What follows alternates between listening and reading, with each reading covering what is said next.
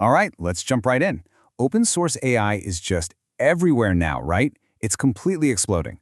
We're all downloading and using these amazing pre-trained models every single day.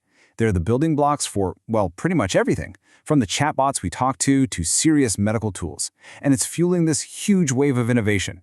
But, and this is a big but, there's a catch. While we're all in this mad dash to build cool new stuff with these tools, we have to stop and ask a really important question. Do we actually know what's inside them? Because what you can't see, that's the stuff that can really get you. You know, it really feels like we're in the middle of a new kind of gold rush, an AI gold rush. Developers are heading over to places like Hugging Face, grabbing these models and using them like they're digital Legos. It lets them build incredible applications faster than you could ever imagine. But this entire ecosystem, it's all built on a massive amount of trust. And we're not talking about some niche technology here. A recent report from McKinsey found that 72% of tech organizations are already using open source AI. It's becoming a fundamental piece of our digital world, and our reliance on it is just growing bigger every single day. So here's where that trust becomes a huge vulnerability. We're not talking about the kinds of software bugs we're used to. We're talking about a totally new kind of threat, a hidden backdoor that's way different and honestly a lot scarier to find.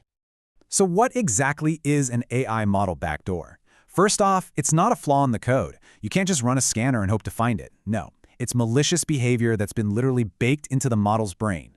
It just sits there completely silent, waiting for a secret trigger to wake it up. And that's a whole different ball game. A classic bug, you can find it in the source code. An AI backdoor, it's hidden in the behavior, in the millions of numerical weights that make the model what it is. The best way to think about it is like this. Imagine you have a perfectly trained guard dog. It does everything you ask, but an attacker has taught it to respond to a secret, silent whistle, a whistle only they can blow. And when they do, that perfect guard dog turns on you. The model works perfectly, right up until the moment it doesn't. So how do the bad guys actually pull this off? Well, they've got a few tricks up their sleeve. They can poison the data the model is trained on, basically teaching it the bad behavior from day one. Or they can get their hands on the model after it's trained and mess with its weights directly. And maybe the simplest way? They just hide malicious code right inside the model file, and it executes the second you load it up. And this right here is the core of the problem. All of our traditional security tools and strategies are failing us. Why? Because they were designed for a different world. They're all looking for bugs in the source code, but the threat isn't in the code anymore. We are, for all intents and purposes, flying completely blind. The security gaps we're dealing with are just huge. There's a serious lack of provenance. I mean, most of the time we have no idea where a model's training data even came from. There's no standard for signing and verifying a model, which makes tampering way too easy. And here's the kicker. We almost exclusively test these models for accuracy. We're checking if the guard dog can sit and stay, but we're not checking if it reacts to that secret whistle.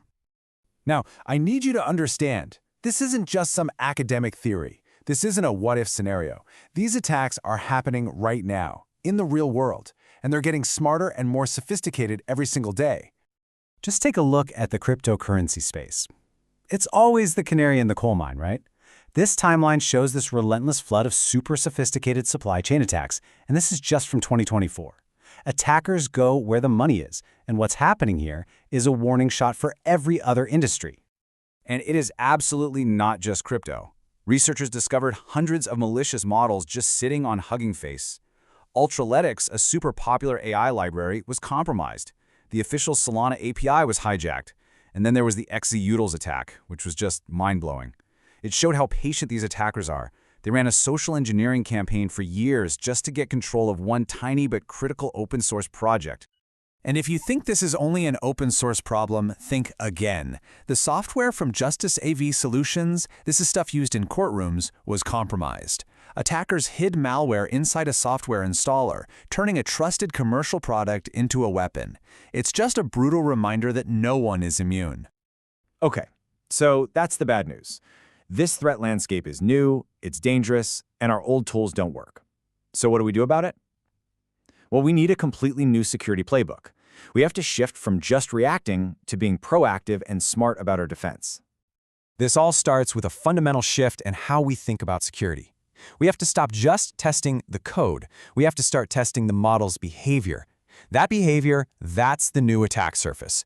We need to be the ones actively trying to find that secret whistle before the bad guys do. So, what does this new playbook actually look like in practice? It means matching the right defense to the right threat. If you're worried about data poisoning, you need to be analyzing where that data came from. To find those hidden backdoor triggers, you need dedicated red teams whose whole job is to try and break the model. It's all about being targeted and specific. And the good news is we don't have to invent all of this from scratch. We've got powerful security frameworks we can lean on, like MITRE ATLAS. You can think of it like a universal translator.